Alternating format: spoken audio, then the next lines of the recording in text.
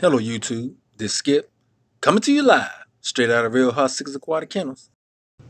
In this video, I am going to answer some of you guys' questions from both part 1 and 2 of my video series titled Casual Fish Breeders versus Reputable Fish Breeders.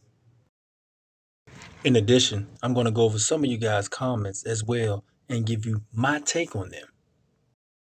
Now, normally I don't post follow-up videos, but this subject is so important to me, I feel it has to be done.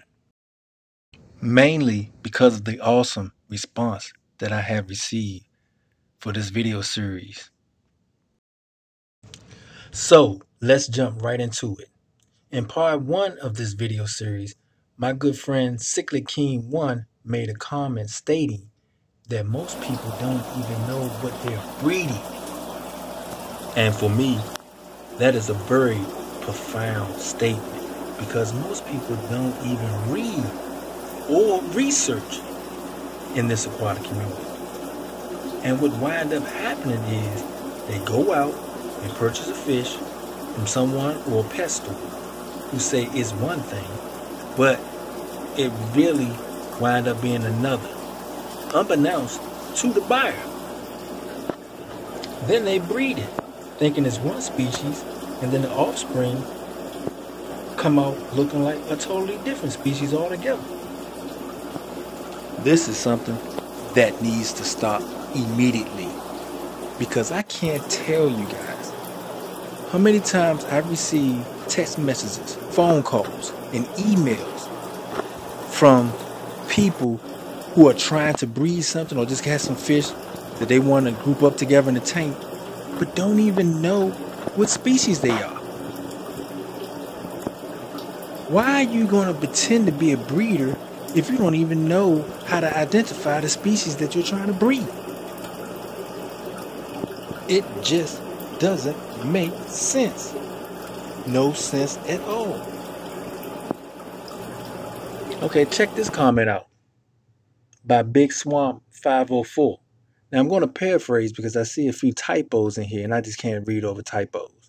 But basically what he's saying is, he said, true fact, Skip, this is why I am particular about who I buy fish from. Especially, again, I'm paraphrasing, local pet stores or fish stores. He got LFS, but he got a couple other stuff in between that. They tell you to buy 3 or 5 and watch them pay off. And then in his mind, he's saying that aren't they related? Now, basically what he's saying is true. And that's another thing that we have to stop doing.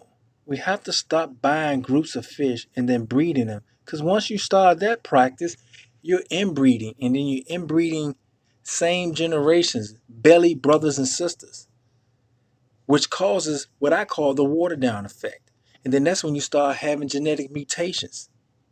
So that's another thing that we need to cease or stop from happening. Okay, let's move on to part 2 of this video series. Starting with this comment from IFG. Fish spawning does not make you a breeder. It's the natural order of life. Excellent video, Skip. An excellent comment, IFG. Let's take a look at Big Piccolo Unleashed. Peace. Piccolo Unleashed.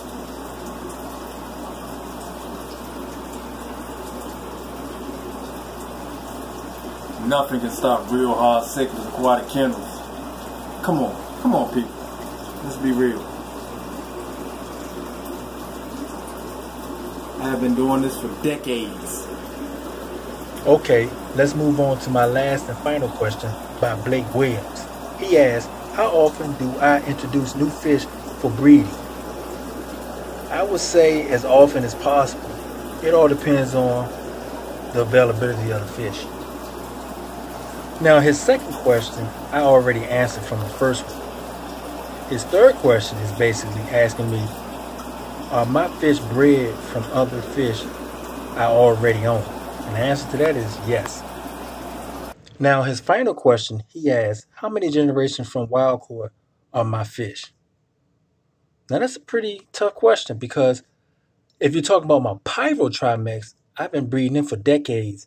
And so every once in a while, I reintroduce wild caught specimens to their gene pool, if that answers your question. Now, I want to give a big shout out to everyone who participated in questions or comments in my videos.